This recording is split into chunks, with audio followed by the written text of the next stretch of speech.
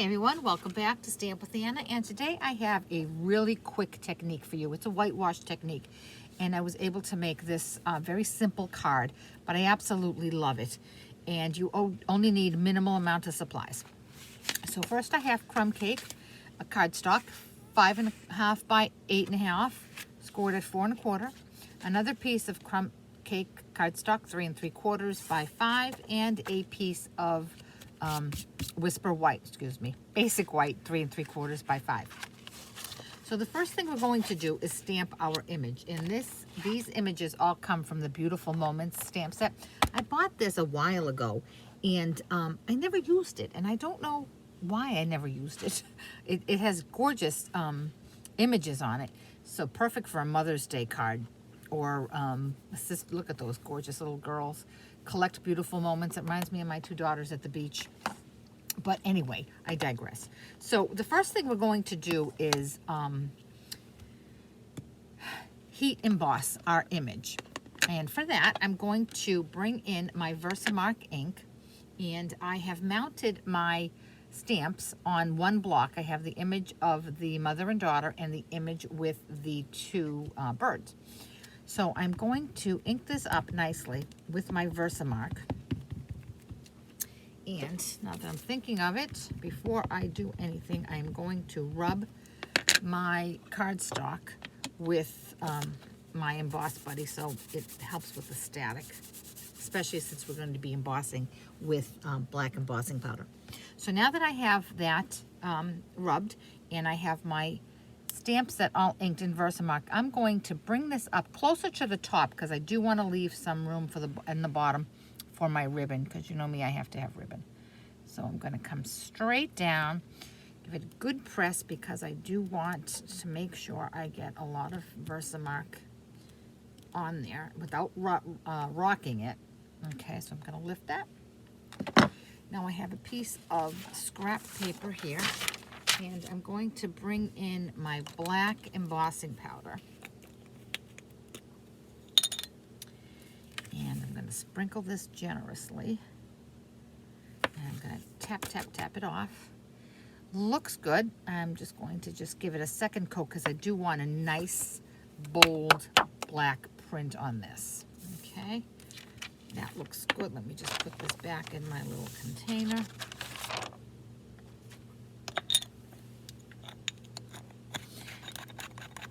Now I'm going to give it a once over and make sure I don't see any stray black embossing powder. Okay, looks good. And now I'm going to bring in my heat tool and I'm going to heat emboss this. Now, those of you who are heat embossed know that you should keep your gun going in circular motions so that you don't over emboss, because if you over emboss, you will scorch the powder, and instead of getting a nice shiny raised look, you'll get a very dull flat look.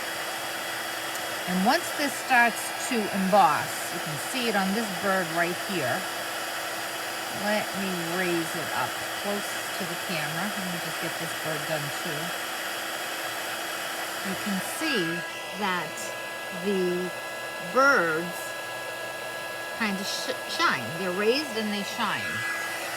So I'm going to go along the whole image and do that. I'm going to do it off camera so that you don't have to wait as it dries. But it does go quick. And what I like to do is start at the top, one corner, and then just move down one side of the image, so that I'm doing it in kind of a pattern, because I don't want to go all over the place and then forget to come back to another spot. Although you can, when you're looking at it, you can clearly see where it has and has not been embossed. And you know what, since I've been chatting so much, this is almost done. So I'm going to just finish it off.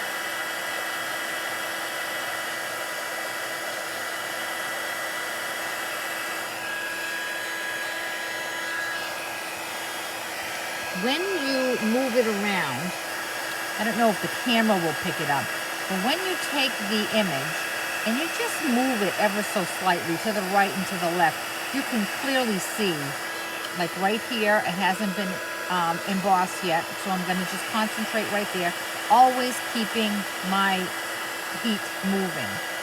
And when I look at this and I just move it back and forth, I'm sure you can probably, oh, I see a little spot right there I missed, so I'm going to come in and just focus my heat right there. And because my heat gun is nice and warmed up, that's going to just emboss in no time flat. And then I'll do that again. I'll just take it and move it around and make sure that I've got everything heat embossed. Okay, and now this is where the fun comes in. This is where the whitewash comes in. I have a re-inker of the classic Stampin' Ink white pigment ink. And what I'm going to do is just put a couple drops on a block. You need very, very little. And this is a pigment ink. It is a little thicker than the regular re-inkers. Then I have an aqua pen, and I have filled it with water. And I'm going to give it a squeeze so that the water comes out of the tip.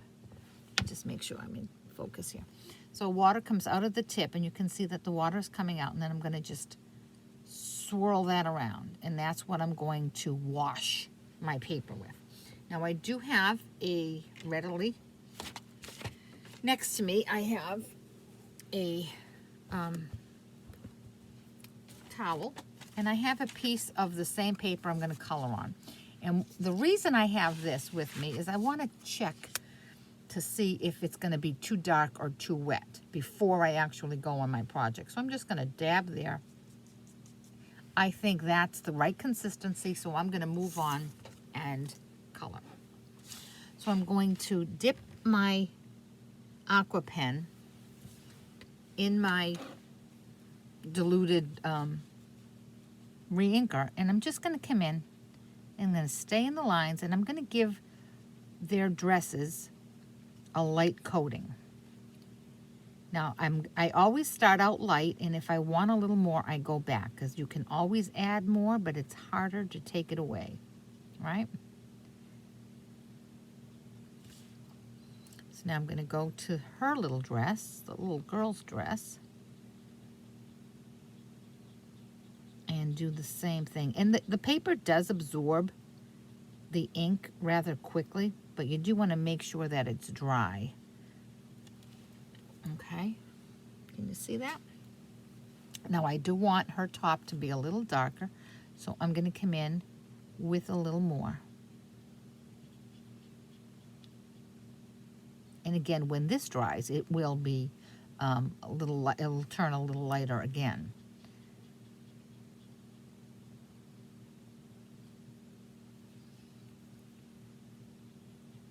And a little girl's dress. Now I can see, because I have little bubbles coming up, that it is very wet. Now I want to do a little bit on the sand here, just to ground them, so they don't look like they're floating. Okay. Now, like I said, I can see that this is wet. If I was in no hurry, I would just set it aside and let it dry. But because I want to get the video done, I'm going to just run my heat tool over it real quick. Okay. Again, and then again, of course, I'm not going to do like I'm embossing, because then I'll just ruin my embossing that I've just done. Okay. I just want to get the ink a little dry before I move on to the next step. Okay. Now, if you feel like you have flattened or matted the shiny embossing that you've done, you can just take a soft cloth and just rub on it, and it'll polish that embossing right back up. So now I have a tool. Tim Holtz makes it, and it's called a distressing tool. And that's how I got this little frayed look along the edge. So what you can also use a pair of scissors if you don't have one of these. You just come in, let me move myself in focus. Each one of these grooves has a blade in it. So you just take the blade and you run it along your project. And you can do as much or as little as you want. If you want it to be more frayed, you just press down harder and go back and do it a second time. If you just want a very minimal one, just run it over very minimally once. I'm going to go back and forth because I like that look for my project.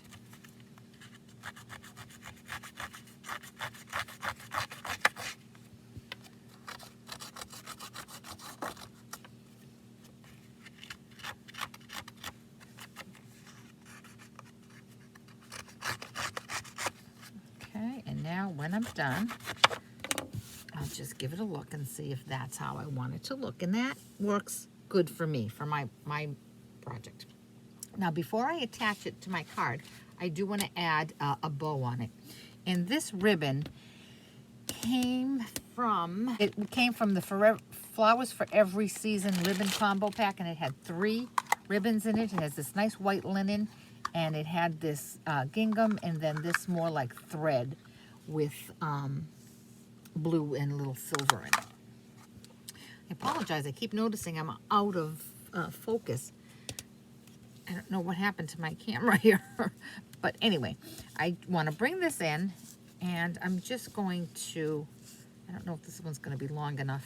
I had a little scrap, so I thought I'd use it.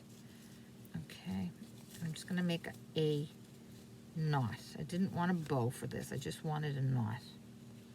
Okay, I'm going to scooch that off to the left. Okay, now I'm going to attach this to my card base.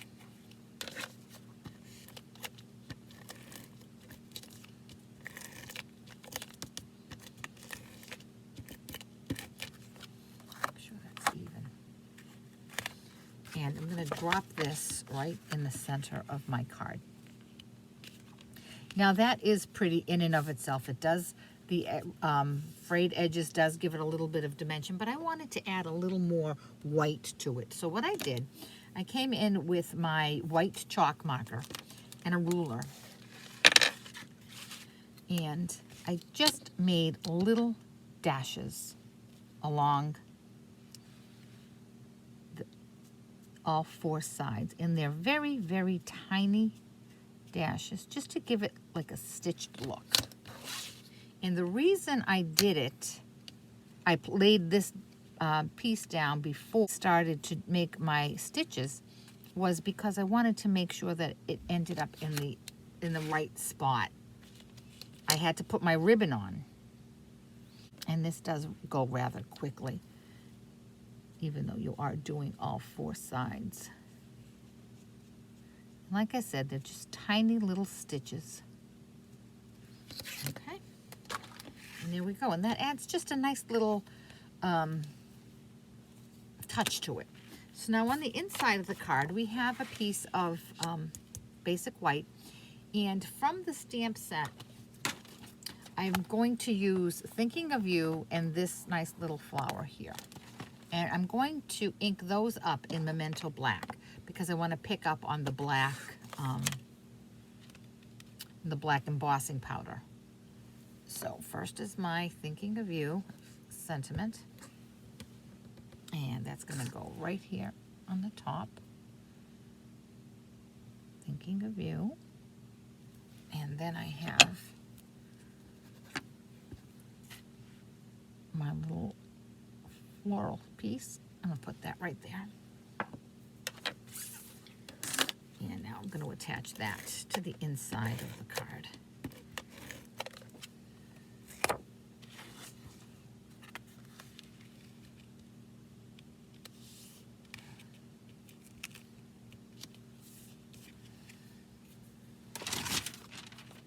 Here we have our nice, simple, but beautiful whitewash technique card. If you have any questions about this project or any of the products I used, certainly contact me through my blog, www.stampwithanna.blogspot.com, and I'll be happy to help answer any of your questions.